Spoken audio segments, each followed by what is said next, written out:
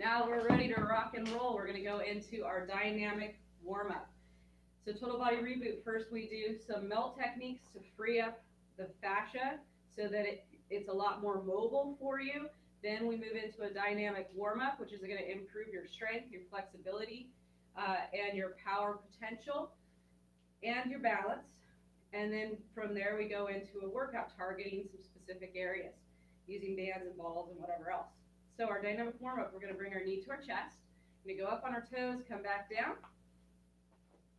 This dynamic warm-up has been shown in clinical studies to improve all the things I mentioned earlier.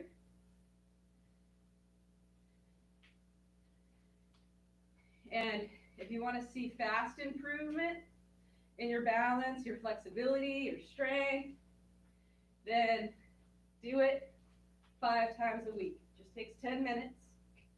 And it's a great warm-up for your day. Just bust it out right before you go to work. Okay, bringing the ankle to the opposite hip. I have a number of clients that do this 4 or 5 times a week. And they'll do it before they go surf or before they go play tennis or golf as a warm-up, and they say they have a better session when they do that. And then on the days that they're not doing their chosen activity, their favorite activity, they're just doing it in the morning as they start their day. All right, so we're going to bring our elbow down by the ankle, all the way down, as low as you can get. You're going to bring your hand around, rock back. Both knees get straight. Toe up in the front, bend your knees, look ahead, drive up, and you want to be straight here, okay? So not leaning forward or back, just nice and straight, slight lean forward. And we're going to go back, do it again.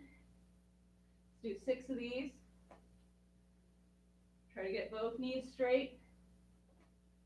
Feel that stretch into the hips. I love how this feels. I like to do this before I surf. I find I have a better session when I do. And it helps prevent injury too, because I know for the weekend warriors, a lot of times our time is very precious and limited, and we want to get in, get out. And so the warm-up sometimes is too short, and we pull a hammy, so we didn't warm up properly. And back in the day, the conventional wisdom was you should stretch before you exercise to prevent injury, but now what we're learning is static stretching before exercise actually can decrease your power potential, but dynamic stretching, like what we're doing right now, is going to improve it. All right, so we're going to reach back. I got my right leg in front. I'm turning to the right. Come forward, pop up. Work on keeping your knee in line with your second toe. And you know, this doesn't just work if you do this class once. You've got to do this class at least twice a week for 6 weeks before you're going to really notice. You're going to go, oh, wow. Yeah, I am stronger. Oh, I'm feeling a lot more. It's a lot easier when I swim, or I'm faster when I run, all that kind of stuff. All right, so now we're going to do a side lunge. With the side lunge, technique is really important. Keep your hips and shoulders in alignment. Your knee should be in line with your second toe. And you're going to power off with the bent leg. 6 times.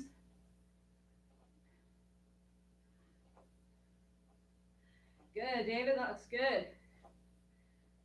So much better than when you started. Okay, we're going to switch. Keep your knee in line with your second toe. Watch your core.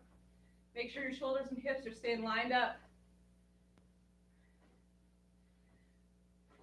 Great. All right.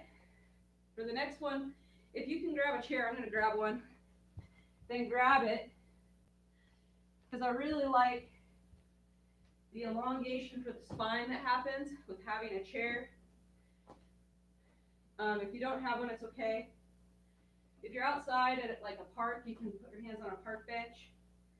And let's review really quickly the position your knees should be in when you're doing this, okay? Your knees should be in line with your second toe. So put your left leg in front, rest your hand on your hip.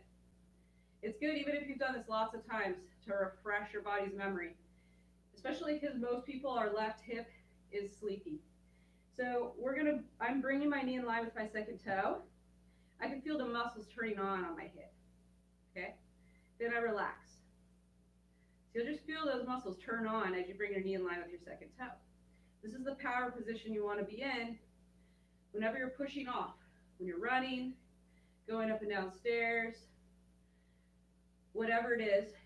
And it's the power position we want to be in as we're doing this next exercise, right? You'll see it also lifts your arch as well. So we're going to kick our leg back, keep our knee in line with our second toe, reach forward, hold down on the chair, and imagine your spine lengthening. Keep your back leg up, and you'll feel a stretch in your lats, in your back, and then you're going to use your glutes to lift you up. Don't push off the chair. Use your glutes. Okay? Let's do 6 of those on one leg so you can focus on the technique. You want your pelvis to stay parallel with the floor the whole time that you're stretched out. Some people have such tightness in their back that at first they need to turn their leg inward like this to counterbalance that tightness. You can do that at first, but you want to address the tightness if it's there. And it's also a weakness in the core, and we're going to address that later in this workout. But that tightness, you can do something about at home using cupping. I have a YouTube video on how to do that. Let's switch legs. So just go to Anderson Sport and Wellness YouTube channel, and there's a video on cupping for your back.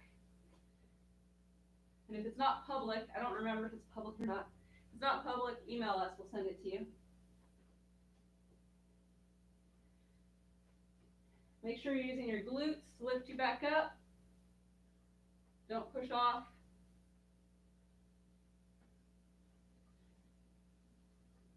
You'll feel this work in the muscles on the outside of your leg, the arch, and your glutes.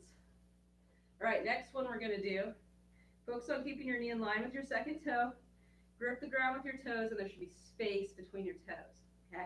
We're going to slide your hand down as far down as you can, keeping your back straight and keeping your knee in line with your second toe. So for some of you, this is as far as you're going to go, keeping that proper technique, okay?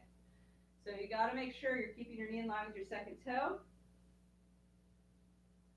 keeping your back straight, not bending at your spine. There's a lot of balance involved in this. Squeeze your butt on the right side to keep that leg up in the air.